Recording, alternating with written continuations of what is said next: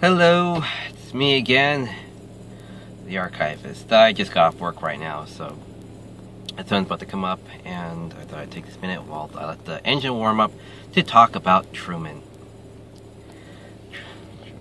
Trumbo. So yeah, this is it trails off of the ending of World War II in the late 40s, because everyone in this film in the beginning doesn't have a television, they have a radio. I know, shocking, ain't it? Anyway, so Trumbo is this writer with these other 10 writers in Hollywood, and they believe a little bit more in equality. Basically, it's all it is their version of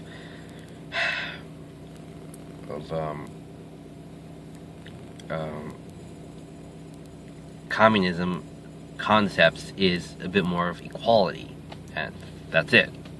They're not, not the oppressive equality, going on, all that stuff going on over there, which I believe is more is what it was. So again, I could be wrong. I didn't exactly pay 100% attention in history class. I know, shocker again. Anyway, so Trumbo is being played by Bryan Cranston, who we all know from Breaking Bad, Walter White. And this guy just does a superb job of just being this character. It's astounding the levels that this character goes through. He goes from victim to tyrant to survivor, basically. And he was blacklisted. He can't get a job. And these are people with families. These are hundreds of people with families, and they're not radicalists or anything like that. They're just different thinkers. And that's what everyone was afraid of. You think differently, so therefore you must be the enemy of our nation? And it's like, God, you really get a sense of the paranoia of that time of, the enemy among us. Dun, dun, dun, and all that, at the time I didn't really think too much about it, because I can't really see it in person, prejudices and paranoia, that was never in my, it was never in my environment growing up, so it was a little hard of a concept to believe and understand correctly. This really sells it, I'm telling you.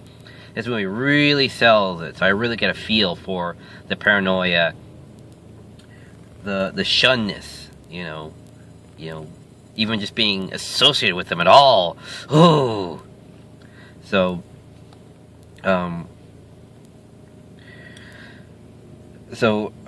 Trumbo with the 10 writers, get blacklisted by, the Senate and all that, Congress, and they try to fight it, and they're losing, and then, some of the guys on the council die, so it's a majority rule, so then they go to prison.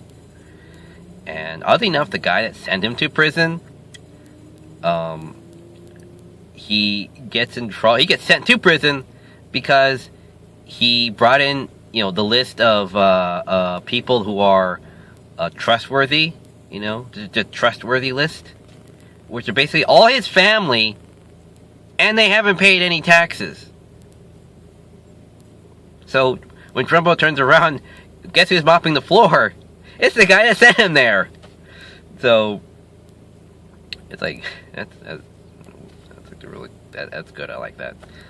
Yeah, but this place is full of characters. Everyone sells it. The only character that does not sell it is the character who plays the Duke. And for those of you who don't know who the Duke is John Wayne, who was a big actor back then. And the guy that they have playing young-ish John Wayne really does not sell it as John Wayne. He sounds as a parody of John Wayne, if anything.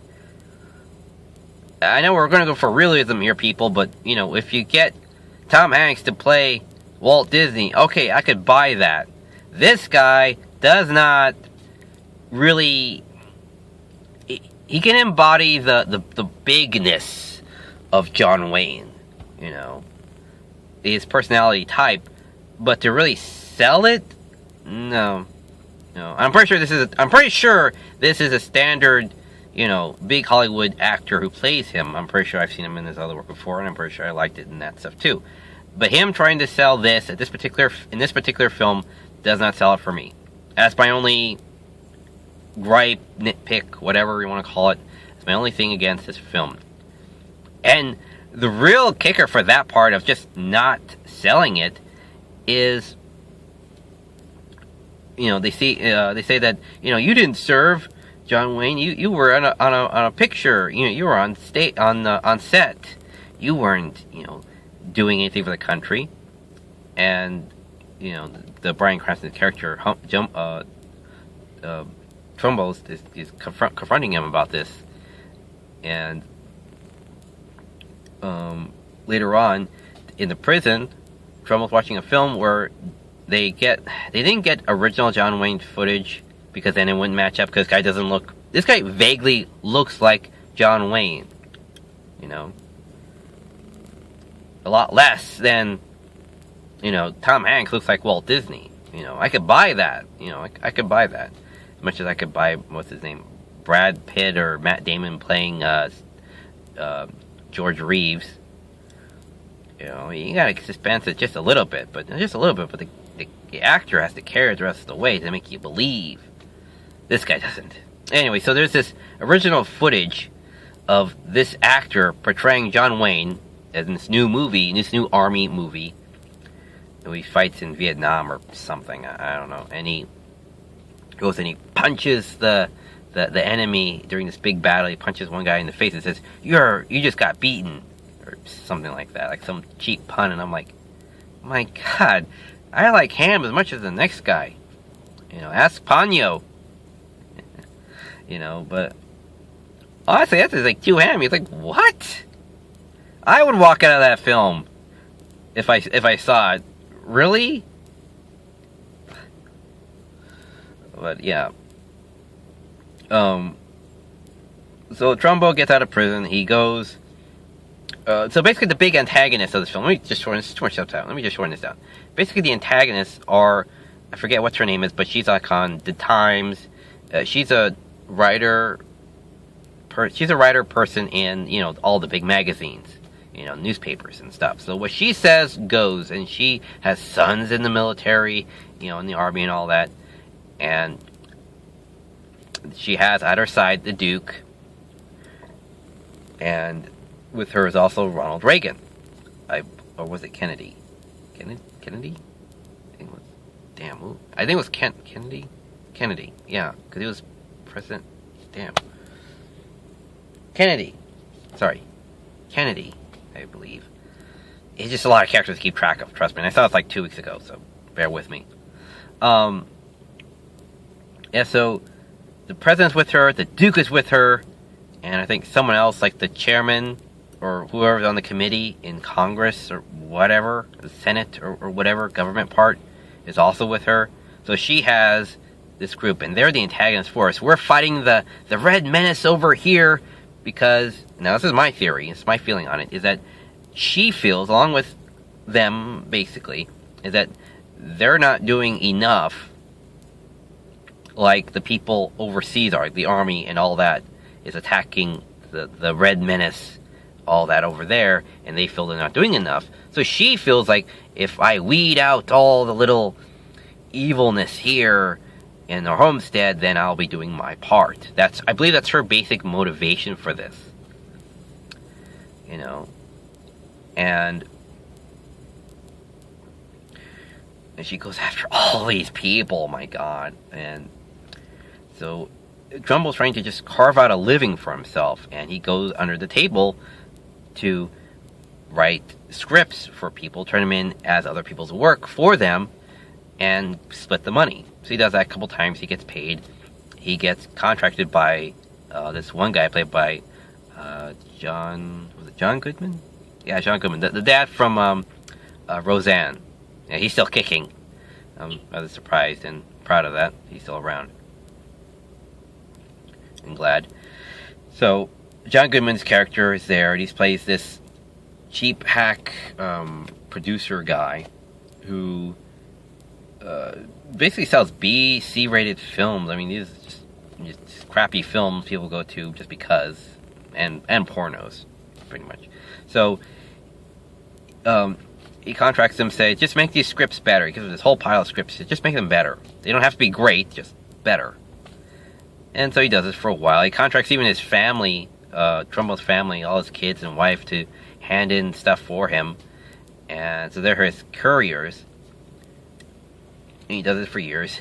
And we see, like, an actor turn against Trumbo and the group. I think it was Buddy Holly or something. They keep calling him Buddy, or Dave, or whatever the hell they keep calling him. I'm sorry, some of these actors don't really match up to who they're supposed to be portraying, you know? Look-alike is rather a loose term in the side cast of this film. And plus, I'm not entirely familiar with the older actresses and actors from back then. Remember, I'm an 80s kid. So, yeah, so, the guy in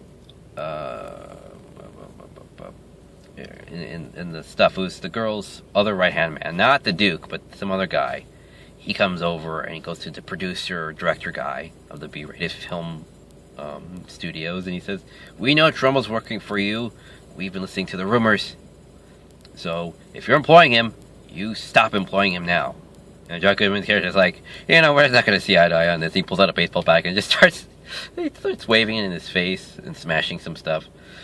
And it's like, and at that point in the movie, I'm like, about time we see somebody just take a stand against these people and just say, no, I'm not going to bow to you. I'm not going to cower and wake, you know, because you say so, or because of anything. And he tells them why, because this guy makes me money. This guy gets me to have money and chicks, you know, and that's it. You know, for him, it doesn't go beyond that. So he doesn't feel threatened by these people to do what they say. You know, the writer's killed and all that, you know, all of Hollywood would come down on him. He's like, no, I'm not afraid of that. And so it's about time we see, you know,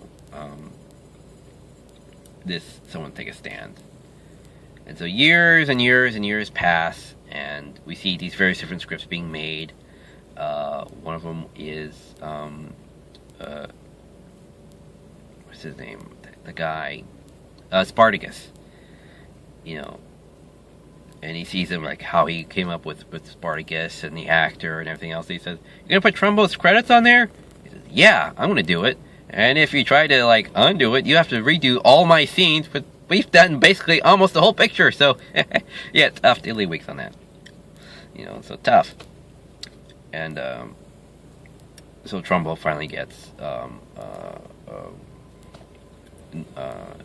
credited as being the writer for this one film, and everybody loved it, and even the president loved it. So the lady, I keep forgetting, I don't know what her name is, but she saw that, and you could just see like her whole face just drop, like her whole world just took a tumble there.